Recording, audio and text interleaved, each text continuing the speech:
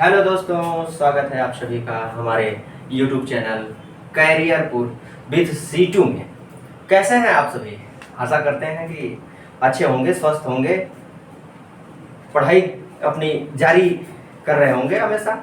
तो चलिए शुरू करते हैं आज हम अपने अगले वीडियो की तरफ, जिसमें आज हम लोग पढ़ेंगे भारतीय संविधान की प्रमुख विशेषताएं। जैसा कि आप लोग जानते हैं, यह जो टॉपिक है यूपी पेट के एग्जाम में आ रहे सबसे भारतीय संविधान के अंतर्गत सबसे पहला टॉपिक भारतीय संविधान की विशेषताएं। तो इसके पहले हमने इसके प्रीवियस वीडियो में हमने बात कर ली थी कि भारतीय संविधान क्या होता है, राज्य व्यवस्था क्या है और भारतीय संविधान की जरूरत क्यों पड़ती है। इन सब मुद्दों पर हमने अपने पहले वाले वीडियो में चर्चा कर लिया है।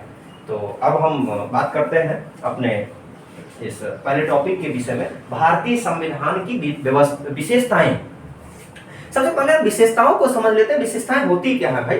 विशेषताओं में जैसे हम लोग क्या कहते हैं, विशेषता अगर कोई व्यक्ति कह रहा है कि विशेषताएं, तो उससे हम क्या अर्थ समझेंगे? जैसे आप समझते हैं, जैसे ये मार्कर हम देख रहे हैं, ये मार्कर, इस मार्कर की अगर विशेषताएं बताई जाए, क्योंकि मैंने भारतीय संविधान आपको स्पष्ट कर दिया भारतीय संविधान क्या होता है। तब हम अब दूसरी टॉपिक उसके बाद आ रहे हैं। भारतीय संविधान को जानने के बाद हम भारतीय संविधान की विशेषताओं पर चर्चा करने जा रहे हैं। तो भारतीय संविधान की विशेषताओं में विशेषता सबसे पहले, ये शब्द जो आया है विशेषता, अर्थात इसका क्या मतलब है? विशेषता, विशेषता से क्या अर्थ समझ रहे हैं? विशेषता से अर्थ ये है, जैसे भाई हम समझते हैं, जैसे ये मार्कर हो गया, ये मार्कर है और इस मार्कर की कोई विशेषता हमें बताइए। इस मार्कर की, जैसे ये मार्कर विशेषता है, ये रेड कलर में चलता है, प्लस उसके बाद ये ऊपर इसके रेड है, इसमें एक, इससे हम अपने चीजों को व्हाइट बोर्ड पे लिख सकते हैं, और ये सब सारी चीजें ये इस मार्कर की विशेषताओं के रूप में हम लोग देखेंगे। तो मार्कर की विशेषता, तो उसी प्रकार से हमारे संविधान की भी तो विशेषता होगी। संविधान में कुछ बातें, सभी के अंदर कुछ विशेषताएं होती हैं, सभी व्यक्तियों के भी अंदर विशेषताएं होती है। जैसे हम लोग कहते हैं ना, कोई व्यक्ति होता है तो उसके अंदर भी कुछ विशेषताएं होती हैं। गुण अवगुण जिस प्रकार से होते हैं, तो उसी प्रकार से गुण अवगुण का ही एक रूप समझ लीजिए इसको भी, विशेषताएं के रूप में। तो विशेषताएं इस प्रकार से, तो हमारे संविधान के अंतर्गत कुछ मैंने विशेषताएं ये आपको मैंने बता रखी है। तो हमारा सबसे पहली विशेषता के बारे में अगर हम बात करें, तो सबसे पहली विशेषता के बारे में अगर हम चर्चा करते हैं, तो सबसे पहली विशेषता हमारे संविधान की ये होती है कि सबसे बड़ा लिखित संविधान है। सबसे बड़ा लिखित संविधान का क्या मतलब है? हमारे संविधान की बात अगर हम करते हैं, तो सबसे बड़ा लिखित संविधान, तो आपके दिमाग में आएगा क्या सर, अलिखित संविधान भी होता है? हाँ जरूर, क्यों नहीं। तो लिखित और अलिखित, लिखित और अलिखित का मतलब तो समझ रहे हैं ना। लिखित और अलिखित का मतलब है कि जिस संविधान को, संविधान मैंने पढ़ लिया है कि एक प्रकार के नियमों का समुच्चय, तो उस नियमों के समुच्चय को अगर लिख दिया जाए, लिखकर उसको संग्रहित किया जाए, तो वो लिखित संविधान की व्यवस्था हो गई, लिखित संविधान हो गया। लिखित संविधान और अलिखित संविधान,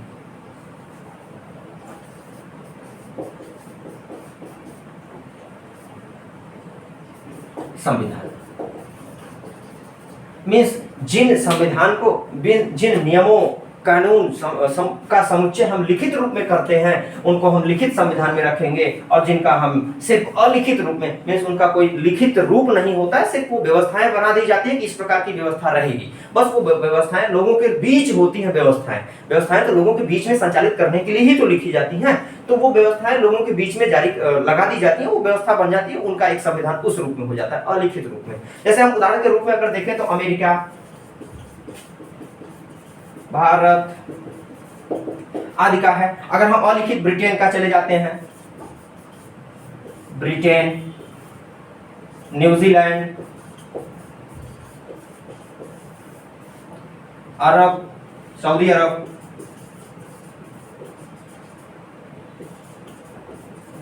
आदि देशों की जो संविधान है वो अलिखित है, अर्थात यहाँ पर व्यवस्थाएं सिर्फ अपने रूप में चलते हैं। उनके लोगों के बीच जब जिस व्यवस्था की जरूरत पड़ती है, वो व्यवस्थाएं उनका संविधान बना ली जाती है उनके संसद, उनके सरकार के द्वारा। तो इस प्रकार से लिखित और अलिखित। तो हमारे सबसे पहले संविधान की विशेषता के बारे में अगर हम चर्चा करते हैं, तो सबसे बड़ा लिखित संविधान, हमारा देश का सबसे बड़ा लिखित संविधान भारतीय संविधान है, अर्थात 395 अनुच्छेद। जैसा कि मैंने अपने पिछले वीडियो में आपसे चर्चा की थी कि कुल अनुच्छेदों की 395 अनुच्छेद लिखे हुए हैं। 395 अनुच्छेदों के भी उप अनुच्छेद के रूप में अगर देखा जाए, तो उसमें 370 की संख्या, 470 की संख्या लगभग पहुंचती है। तो इस प्रकार से मिलाते 395 अनुच्छेद, 22 भाग होते हैं। 22 भाग हमने पिछले वीडियो में आपको चर्चा किया। फिर उसके बाद आपको हम देखते हैं कि 12 अनुच्छेद 12 प्रकार के अनुसूचियां बताई गई हैं। तो इन सब का अच्छा आपको ये समझ में तो आ रहा है ना कि अनुच्छेद क्या होते हैं, अनुसूचियां क्या होती हैं, भाग क्या होते हैं। क्योंकि जैसे हम लोग किताब पढ़ते हैं तो किताब में भी तो अध्याय होता है, अध्याय के अंतर्गत पार्ट होता है, लेसन जैसे कह लीजिए आप, उसके भी अंतर्गत क्वेश्चन अगर देखते हैं तो प्रश्नावली होती है। तो इस प्रकार से भी हमने कैटेगराइज कर रखा है अपने संविधान को। मीन्स संविधान को समझने के लिए मीन्स हम पूरा लिखते चले जाएंगे तो उसको समझने में हमें आसानी हो, इसलिए हमने संविधान को कई भागों में, अनुच्छेद के भागों में, अनुसूचियों के भाग के रूप में और इस प्रकार से कई रूपों में उसको कैटेगराइज किया है, क्लासिफिकेशन किया गया है ताकि वो हम उसको अच्छे से समझ सकें इन फ्यूचर। समझने के लिए हमने इन प्रकार के रूपों में इसको विभाजित किया है। तो चलिए अब हमें लगता है कि आप लोग समझ गए होंगे सबसे बड़ा लिखित संविधान तो हमारे भारत देश का है। और फिर हम अच्छा हम बात करते हैं अंतः एवं बाह्य स्रोत। अंतः एवं बाह्य स्रोत का क्या अर्थ है? अंतः एवं क्योंकि भाई भारतीय संविधान में अंतः एवं बाह्य स्रोत, तो अंतः एवं बाह्य स्रोत का अर्थ ये होता है कि हमारा जो संविधान है वो पूर्ण रूप से हमारे द्वारा नहीं बनाया गया है। मीन्स हमने सभी देशों के जो संविधान है हमने उस पर गहन अध्ययन करके, विचार विमर्श करके सारी चीजों को उन संविधान से क्या सही है कैसे है उनको मैंने एब्जॉर्ब किया है। मीन्स अन्य देशों से लिया गया है। कुछ भाग हमारे संविधान के, कुछ प्रावधान हमारे अन्य प्रावधान जो बाहरी क्षेत्र कहने का सेंस का मतलब अन्य देश में, हमारे भारत देश के अलावा अन्य देशों में संविधान लागू है। संविधान और देशों में, इंग्लैंड से, अमेरिका से, रूस से इत्यादि देशों से जो चीजें हमने एब्जॉर्ब की हैं तो वो पर्सन बन जाएगा बाह्य स्रोत का। मीन्स हमारे संविधान का बाह्य स्रोत बन जाएगा। और अंतर स्रोत जैसे हमारे यहाँ भारतीय संविधान के रूप में सबसे बड़ा अगर रोल देखा जाए तो 1935 का अधिनियम, अंग्रेज जब हमारे यहाँ शासन कर रहे थे, हमारे ऊपर जब उनका अधिकार था तो वो हमको संचालित करने के लिए सरकार के माध्यम से अपने चीजों को, अपने माध्यम से वो तमाम प्रकार के अधिनियमों को जारी करते थे। और उन अधिनियमों में सबसे महत्वपूर्ण जो अधिनियम रहा 1935 का अधिनियम। 1935 के अधिनियम के अंतर्गत हमने अपने आंतरिक रूप में अंतः स्रोत के रूप में देखा जाए तो हमारे संविधान का सबसे महत्वपूर्ण भाग अंतः स्रोत के रूप में। स्रोत का मतलब तो समझ रहे हैं ना, स्रोत मीन्स जो चीजें कहीं से कुछ ली जाती हैं, कुछ किसी चीज का कोई सोर्स होता है तो उसको हम स्रोत कहते हैं। भाई अब हम क्या देख लें, जैसे 1935 अधिनियम का स्रोत है ना ये, तो जैसे हम इंग्लैंड से हम लेते हैं, जैसे अन्य देशों की बात करें अगर हम अन्य देशों के रूप में जैसे हम लोग लेते हैं, आयरलैंड से हमने राज्य के नीति निर्देशक तत्वों को लिया है। अमेरिका से हमने अमेरिका से भी हमने लिया है महाभियोग की प्रक्रिया, राष्ट्रपति के महाभियोग की प्रक्रिया। इसमें मैं चर्चा करूंगा आगे आपके आने वाले वीडियोस में, मैं इन सब की चर्चा करूंगा। और जैसे हमने लोकतंत्र की व्यवस्था, जो मैंने राज्य व्यवस्था की बात की, उसको भी मैंने अमेरिका से लिया है। संघात्मक का अर्थ हम समझाएंगे, इसको आगे भी बताएंगे आपको। संघात्मक जो व्यवस्था है वो हमारे अमेरिका से हमने लिया है। आयरलैंड से मैंने बताया कि जैसे राज्य के नीति निर्देशक तत्वों को हमने आयरलैंड से अपने ऑब्जर्व किया है। ये शब्द थोड़ा सा आपके लिए नए लग रहे होंगे, लेकिन आप एकदम धैर्य बनाए रखिएगा। आने वाले वीडियोस में मैं एक एक शब्दों की चर्चा करते हुए, एक एक शब्दों के अर्थ को समझाते हुए मैं आगे आपको सारी चीजों को बताऊंगा। लेकिन इस पर एक अपने ध्यान को केंद्रित बनाए रखिए कि हम लोग चर्चा कर रहे हैं अंतः एवं बाह्य स्रोत में, सिर्फ स्रोत की बात कर रहे हैं कि हमारे संविधान में जो बातें लिखी गई हैं वो कहीं से हमने कहां से उसको एब्जॉर्ब किया, किस प्रकार से किया, अपने रूप में कितना हमने उसको बनाया और दूसरे लोगों से हमने किन किन बिंदुओं पर बात करके उन सब चीजों को ऐड किया है। तो इस प्रकार से अंतः एवं बाह्य स्रोत के विषय में हमने बात की। और हम अब तीसरे पॉइंट की बात करते हैं, संविधान के तीसरे पॉइंट की। तो इस पर हम समझेंगे लचीला एवं कठोर संविधान। अब हम इसकी बात करते हैं, लचीला और कठोर संविधान से क्या अर्थ है भाई? क्या कोई रस्सी थोड़ी ना है कि जो लचीला और कठोर होगा। उस सेंस में, संविधान के सेंस में क्या उसका मतलब है भाई?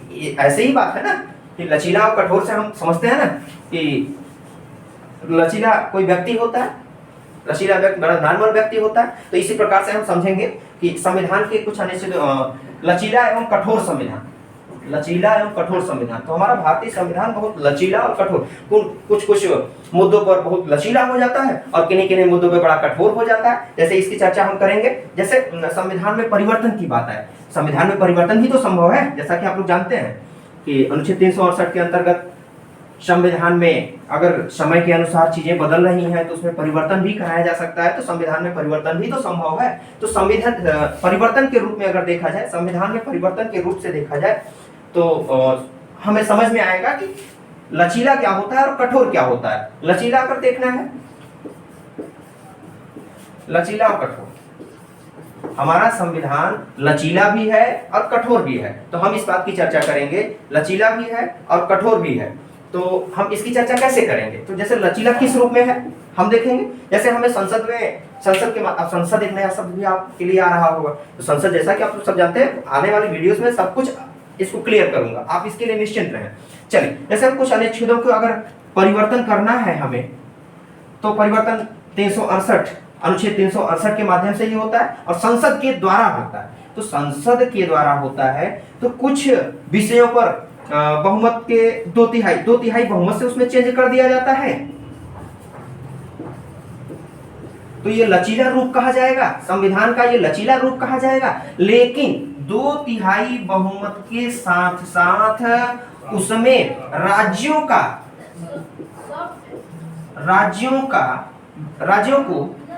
भी बहुमत शामिल कर लिया जाए। बहुमत, राज्यों के बहुमत मीन्स राज्य को का भी उसमें जैसे हम कोई अनुच्छेद, मान लीजिए हम कोई संविधान का संशोधन कर रहे हैं धारा 300 अनुच्छेद 368 के अंतर्गत, और उसमें उसका लचीला रूप देखना है। तो अगर हम लचीला रूप देखेंगे कि 2/3 बहुमत से, अगर हम किसी अनुच्छेद को 2/3 बहुमत से उसको हम क्या परिवर्तित कर दे रहे हैं, तो उसमें प्रावधान बताए गए हैं कौन कौन से अनुच्छेदों को आप 2/3 बहुमत से परिवर्तित कर सकते हैं, किन किन अनुच्छेदों को 2/3 बहुमत और राज्य के बहुमत से परिवर्तित किया जा सकता है। उसको अलग अलग कैटेगराइज करके मैं आगे आने वाले वीडियोस में चर्चा करूंगा। लेकिन इस बात को ध्यान रखिएगा, 2/3 बहुमत से किए जाने वाले लचीले के रूप में, मतलब कम लोगों का बहुमत हमें चाहिए। फिर उसके बाद कठोर की बात, ये बहुमत शब्द भी, बहुमत लोगों की बहुमत, भाई संसद की बहुमत होती है ना, संसद में ये बहुमत देखा जाता है कि किस पक्ष में, परिवर्तन के पक्ष में लोग हैं कि नहीं। तो लोगों का मत किस रूप में है, उसको परिवर्तन करने के रूप में अर्थात नहीं है। तो इसको बहुमत, इस शब्द को भी हम समझेंगे। चलिए, तो ये भी आपका हमें लगता है लचीला और कठोर संविधान के बारे में जो मैं बात कर रहा हूँ, ये आपको समझ में आ गया होगा। अब हम अगले पॉइंट की बात करते हैं, एकल नागरिकता। एकल नागरिकता क्या होती है? सबसे पहले नागरिकता की बात करेंगे। नागरिकता क्या होती है? कोई भी देश अपने राज्य के, अपने देश के, कोई भी देश अपने क्षेत्र के अंतर्गत रहने वाले सभी व्यक्तियों को निवासित करने वाले व्यक्तियों को एक नागरिकता देती है, एक प्रकार का पहचान देती है। पहचान, भाई एक हम कैसे पहचानेंगे कि ये किस देश का व्यक्ति है? तो उस देश के द्वारा उसको नागरिकता दी जाती है। अब ये कहेंगे सर सबको सरकार नागरिकता बांटेगी, नहीं। तो वो कुछ व्यवस्थाएं ऐसे बना दी गई हैं कि सरकार, जैसे व्यक्ति अगर उस क्षेत्र में जन्म लेता है या फिर जन्म लेता है, तो इसकी भी 5 प्रकार की होती हैं।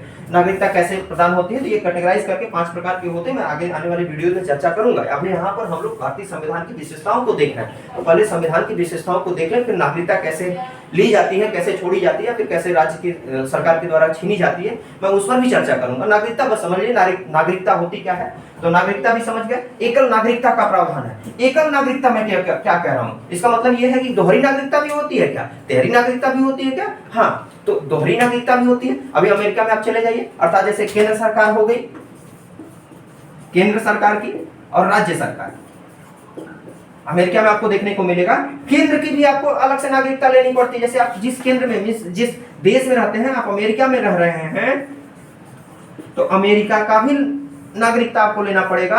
और फिर उसके साथ साथ अमेरिका के यदि किसी राज्य में रह रहे हैं, किसी राज्य में रह रहे हैं, तो उस राज्य की भी वाशिंगटन जैसे हो गया, तो वहां की भी नागरिकता आपको लेनी पड़ेगी। तो ये बात हो गई दोहरी नागरिकता की। लेकिन अपने भारत देश में ऐसा नहीं है। भारत देश में हम लोग सिर्फ एकल नागरिकता के अंतर्गत रहते हैं, एक नागरिकता।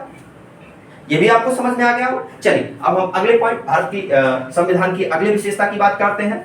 ये मैंने 5वां, मौलिक अधिकार। अब मौलिक अधिकार की बात करते हैं, भाई इससे आप लोग परिचित हैं, अच्छी तरह से परिचित हैं। मौलिक अधिकार क्या होता है? मौलिक अधिकार लोगों का जो अधिकार होता है, अर्थात लोगों का अधिकार क्या होता है? लोगों का अधिकार भाई होता है, भाग 3 में हमें दिया गया है संविधान के मौलिक अधिकार, और मौलिक अधिकार के अंतर्गत लोगों को बताया गया है कि उनके क्या क्या अधिकार है और किस प्रकार से वो चीजों को अपने देश में चीजों को संचालित हो रहे हैं सरकार के खिलाफ, या फिर जो कुछ भी उन्हें जीवन जीने का अधिकार, स्वतंत्र रूप से अपनी अभिव्यक्ति का अधिकार, हमें जीने का अधिकार है भाई, मरने का अधिकार नहीं है, ठीक है। तो ये तमाम प्रकार के जो अधिकार हमारे सरकार के द्वारा, हमारे संविधान के द्वारा जो हमें अधिकार दिए जाते हैं, जनता को दिए जाने वाले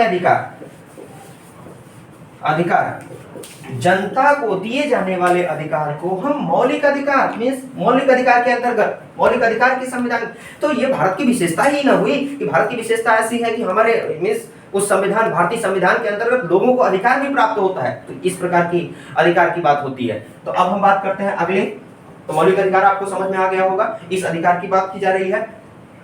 तो अब हम राज्य के नीति निर्देशक तत्व, अब ये क्या होता है भाई, राज्य के नीति निर्देशक तत्व, इसके अंतर्गत हम क्या बात करेंगे। राज्य के नीति निर्देशक तत्व का अर्थ यह होगा, अभी हम आपको आगे चलकर बताएंगे, केंद्र राज्य और केंद्र राज्य संबंध के अंतर्गत जैसे राज्य होते हैं भाई, राज्य की परिभाषा तो मैंने पहले वीडियो में आपको स्पष्ट कर दिया है। तो राज्य होगी, राज्य की कोई सरकार होगी और उस सरकार जन कल्याणकारी कार्य करने के लिए, सरकार क्यों होगी, सरकार हमारी जन कल्याणकारी सेवाओं को और तमाम प्रकार की चीजों को करने के लिए ही तो होती है। हम सरकार का गठन इसीलिए करते हैं, सरकार का चयन इसीलिए करते हैं, लोकतांत्रिक माध्यम से हम सरकार का गठन करते हैं, सरकार का चयन करते हैं। तो हम बात करते हैं भाई राज्य के नीति निर्देशक तत्व, जिस प्रकार से हमें मौलिक अधिकार दिए गए हैं, ठीक उसी प्रकार से हमारे संविधान के द्वारा, ये हमारे संविधान की विशेषता है, अपने पॉइंट को टारगेट रखिएगा कि हम पढ़ रहे हैं संविधान की प्रमुख विशेषताओं के बारे में। तो संविधान की प्रमुख विशेषताओं के बारे में जिस प्रकार के राज्य के नीति निर्देशक तत्व हमें बताए गए हैं, मौलिक अधिकार हमें बताए गए हैं, ठीक उसी प्रकार के राज्यों को भी, हमारे जो राज्य हैं उन राज्यों को, उत्तर प्रदेश, मध्य प्रदेश आदि तमाम प्रकार के जो राज्य हैं, इन राज्यों को भी निर्देशित किया गया है, मीन्स राज्यों को निर्देशित किया गया है कि वो भी कानून के दायरे में रहकर जन कल्याणकारी कार्य करेंगे। अर्थात उनको क्या करना है, कैसे करना है, जैसे हमें अधिकार दिया गया है तो हमें अपने अधिकार में ही रहना है, तो उसी प्रकार को राज्य को भी प्रतिबंधित क्षेत्र दे दिया गया है कि राज्य भी इसी प्रतिबंधित क्षेत्र में कार्य करेगी। अर्थात जो जन कल्याणकारी सेवाएं होंगी उसके आगे के कार्य, ऐसा नहीं है कि कोई सरकार हो गई और वो सरकार अपने मनमानी तरीके से कार्य करती रहे, नहीं, ऐसा नहीं। हमारे भारतीय संविधान में इस प्रकार की व्यवस्था कर दी गई है कि वो राज्य के नीति निर्देशक तत्व मींस उस राज्य के लिए, ये सभी राज्यों के लिए समान होता है, कुछ राज्यों के लिए स्पेशलाइज कर दिया जाता है, लेकिन ये सभी राज्यों के लिए समान होता है। तो वो सभी राज्यों के लिए ये जो राज्य के नीति निर्देशक तत्व हमारे संविधान में दिए गए हैं वो स्पष्ट है, वो सबके लिए बराबर है। ये नहीं कोई राज्य, उत्तर प्रदेश बड़ा है तो उसके लिए कुछ ज्यादा विशेषताएं होंगी, ऐसा नहीं है, वो सभी राज्यों के लिए बराबर है। तो ये राज्य के नीति निर्देशक तत्व दिए गए हैं, तो किस प्रकार से राज्यों को अपने जन कल्याणकारी कार्य को करने के लिए लोगों की लिए कार्य करना है। अब हम आते हैं तीसरे कार्य के विषय में। हमने अभी पढ़ा मौलिक अधिकार, राज्य के नीति निर्देशक तत्व और ये मौलिक कर्तव्य।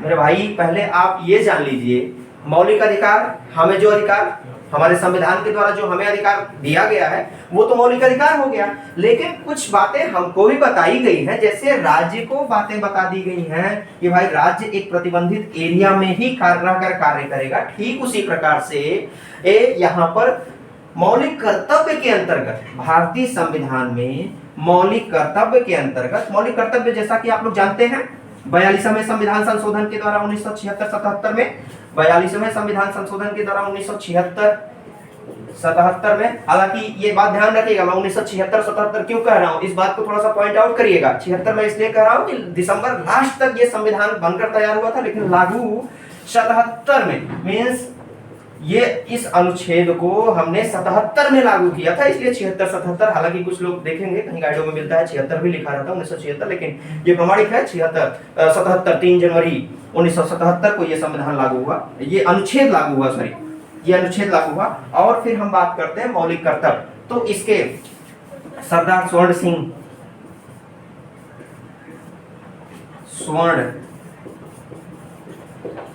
समिति के द्वारा मैं इसकी चर्चा करूंगा, अब राज्य के नीति निर्देशक तत्व की जब चर्चा मैं करने लगूंगा तो उसमें भी इन सभी बातों की चर्चा करूंगा। ये तो मैं थोड़ा सा एक आउटलाइन दे रहा हूँ कि किन किन प्रकार की क्या क्या विशेषताएं हमारे संविधान के अंतर्गत बताई गई है। तो मैं इसमें बताऊंगा कि 42वें संविधान संशोधन 1976-77 में सरदार स्वर्ण सिंह समिति के अंतर्गत इन्होंने सिफारिश किया कि भाई हमारे मौलिक कर्तव्य, लोगों का कुछ कर्तव्य भी निर्धारित किया जाना चाहिए अपने कार्य को करने के लिए। तो हमने मौलिक कर्तव्य मींस लोगों के कर्तव्य बताए गए, तो उसमें डिसाइड किया गया। तो इनकी संख्या भी हम देखेंगे आगे।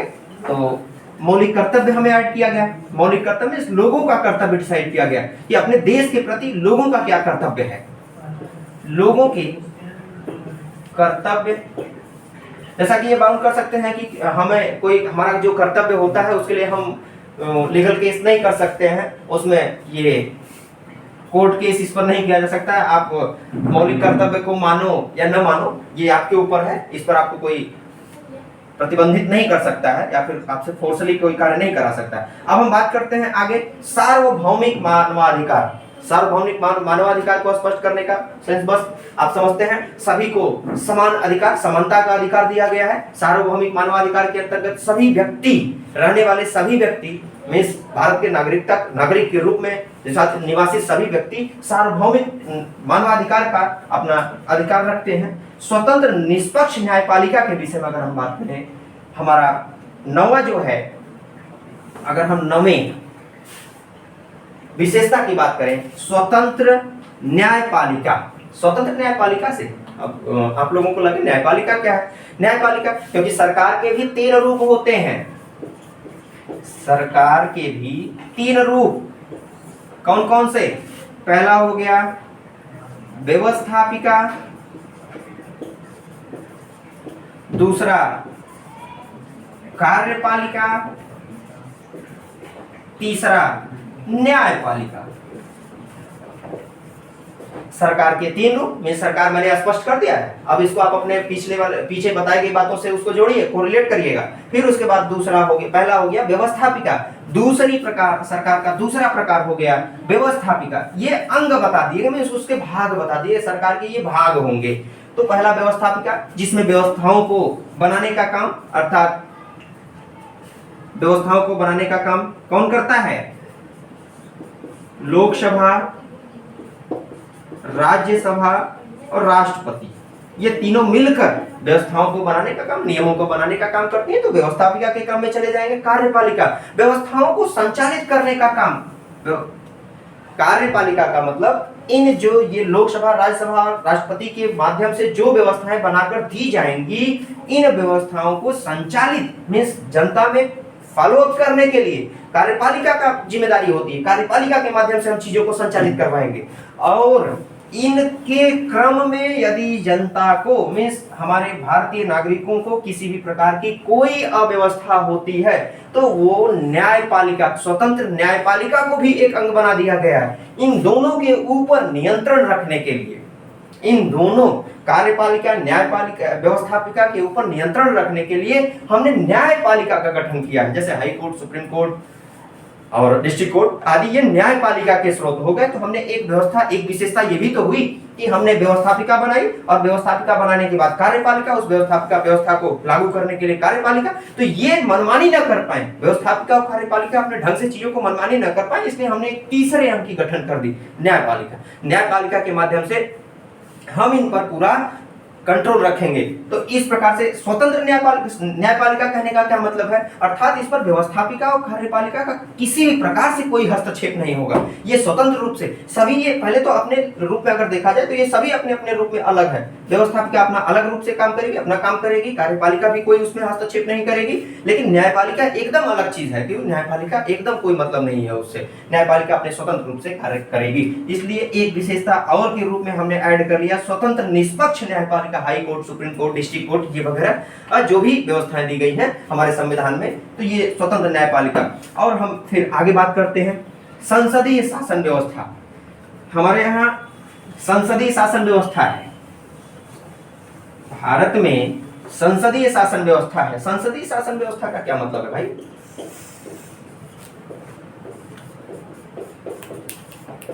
शासन व्यवस्था, इसका क्या मतलब है? संसदीय शासन व्यवस्था के अंतर्गत 3 भाग, राज्यसभा, राष्ट्रपति, लोकसभा, राज्यसभा, इन तीनों के सामूहिक भाग को हम संसद कह देते हैं। और संसद कह देते हैं, संसद के अंतर्गत हमने देखा राष्ट्रपति, संसद के भाग के रूप में अगर देखा जाए तो राष्ट्रपति भी आएगा, लोकसभा भी आएगी और राज्यसभा, मीन्स ये तीनों मिलकर व्यवस्था बनाने का काम करते हैं ना। तो इन व्यवस्था बनाने वाले चीजों से राष्ट्रपति, लोकसभा और राज्यसभा, ये सामूहिक रूप से लोकसभा बनाएगा, फिर राज्यसभा उस पर जाएगी, पारित करेगा, फिर राष्ट्रपति उस पर अपना अनुमति देकर उस व्यवस्था को बनाएगा। तो हमारे यहाँ संसदीय शासन व्यवस्था है, मीन्स लोकसभा और राज्यसभा 2 प्रकार की व्यवस्थाएं, 3 प्रकार की व्यवस्थाएं दी गई हैं। संसदीय शासन व्यवस्था, लोकसभा होगी लोगों की सभा, लोकसभा का मतलब लोगों की सभा, अर्थात लोगों की सभा मीन्स लोगों के द्वारा चुने गए व्यक्ति वहां पर रहेंगे। और राज्य व्यवस्था, राज्यों के प्रतिनिधि के रूप में, राज्यों के प्रतिनिधि के रूप में नहीं, वो हमारे लोग द्वारा ही, मीन्स राज्य के तमाम प्रकार की विधान सभाओं, विधान परिषदों के द्वारा चुने गए व्यक्तियों के द्वारा राज्यसभा में लोग जाएंगे और वो राज्यसभा के अपना राज्य के प्रतिनिधित्व के रूप में वो वहां पर चीजों को करेंगे। लोकसभा में लोगों के लोग बैठे रहेंगे, मीन्स हमारे प्रतिनिधि के रूप में वो रहेंगे, हालांकि राज्यसभा में भी हमारे प्रतिनिधि के रूप में, लेकिन वो राज्य के नेतृत्व के आधार पर वहां पर ये रहते हैं। फिर राष्ट्रपति, राष्ट्रपति सर्वोच्च होता है। तो ये संसदीय शासन व्यवस्था भी समझ में आ गई होगी कि हमने 3 भागों में बांट दिया है संसद को। फिर अब हम आते हैं 11वें पॉइंट पे, त्रिस्तरीय शासन प्रणाली। ये क्या होती है भाई? भारत एक ऐसा देश है जहां पर त्रिस्तरीय शासन व्यवस्था की बात की जाती है। इसके अलावा अन्य देशों में, अन्य किसी भी देश की बात कर लीजिए, अन्य किसी भी देश की बात कर लीजिए, वहां पर 2 प्रकार की व्यवस्थाओं का संचालन किया जाता है। 2 प्रकार की सरकारें, शासन व्यवस्था, शासन प्रणाली, त्रिस्तरीय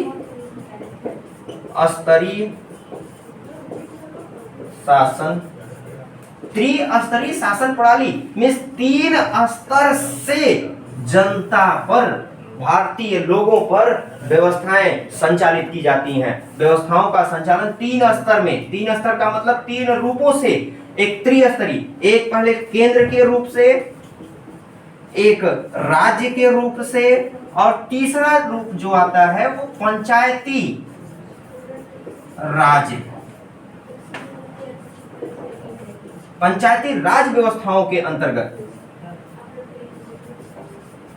पंचायती राज व्यवस्था के अंतर्गत हम व्यवस्थाओं का संचालन करवाते हैं। राज्य के अंतर्गत व्यवस्थाओं का संचालन पंचायती राज व्यवस्था के और केंद्र के माध्यम से। एक जैसे हम कह ले, एक डायग्राम अगर हम बनाते हैं, जैसे ये केंद्र हो गया, ये केंद्र हो गया, केंद्र का डायग्राम। फिर अगर हम देखते हैं इसी के अंदर कई राज्य होंगे और इन्हीं राज्यों के अंदर पंचायती राज मीन्स स्टेट, डिस्ट्रिक्ट लेवल पर अगर देखा जाए तो पंचायती राज व्यवस्था के माध्यम से 3 स्तर से एक केंद्र शासन करेगा, एक राज्य शासन करेगा और तीसरा जो शासन करने वाला व्यक्ति होगा वो पंचायती राज व्यवस्था के अंतर्गत हम चीजें निर्धारित करते हैं। चलिए अब हम अगले, इसको भी आपने समझ लिया त्रिस्तरीय पंचायत शासन प्रणाली क्या होती है। सिर्फ आप लोग ध्यान दीजिएगा कि अन्य देशों की बात की जाए तो अन्य देशों में 2 प्रकार की व्यवस्था है, केंद्र के द्वारा शासन सत्ता चलाई जाती है और राज्य के द्वारा, लेकिन भारत ही एक ऐसा देश है जहां पर पंचायती राज शासन व्यवस्था भी संचालित की जाती है, मीन्स उसको, क्योंकि पंचायती राज व्यवस्था के माध्यम से भी चीजें संचालित करने का काम किया जाता है। चलिए अब तीसरे की बात आती है, तो ये होता है पंथ निरपेक्ष राज्य। अर्थात इसका क्या मतलब है? हमारे संविधान में ऐसी विशेषताएं दी गई हैं, हमने पढ़ा 11 विशेषताओं के बारे में, तो हम अब 12वें विशेषता को देखते हैं, पंथ निरपेक्ष राज्य। पंथ निरपेक्ष राज्य से क्या सेंस है भाई, इसको हमको कौन बताएगा? चलिए पंथ निरपेक्ष राज्य से हम बात करते हैं। अर्थात पंथ निरपेक्ष राज्य क्या होता है? पंथ निरपेक्ष, एक शब्द और आपको मिलता है, धर्मनिरपेक्ष। जब मैं प्रस्तावना पढ़ाऊंगा तो उसमें आपसे चर्चा करूंगा कि पंथ निरपेक्ष, धर्मनिरपेक्ष क्या, कैसे, कब किया गया, इसकी चर्चा मैं अच्छी तरीके से करूंगा वहां पर।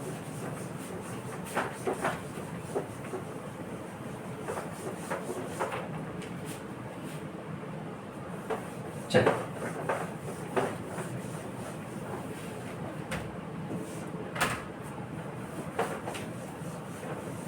हम लास्ट पॉइंट की बात करेंगे, पंथ निरपेक्ष। इसी को हम धर्मनिरपेक्ष की देखने को मिलता है।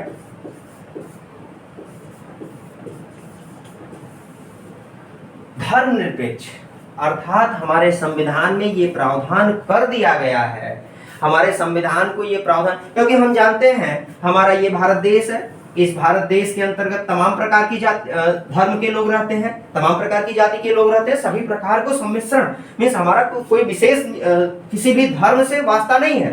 हिंदू भी रहते हैं, मुस्लिम भी रहते हैं, सिख भी रहते हैं, ईसाई, सभी बौद्ध धर्म, सभी लोग रहते हैं, निवास करते हैं। तो हमारी जो सरकार होगी तो सरकार भी तो किसी एक विशेष पक्ष की ले सकती है, सरकार किसी एक विशेष धर्म की हो सकती है, लेकिन नहीं, अर्थात हमारे कहने का मतलब धर्मनिरपेक्ष जो सरकार हमारे यहाँ होगी वो किसी भी धर्म को बढ़ावा नहीं देगी।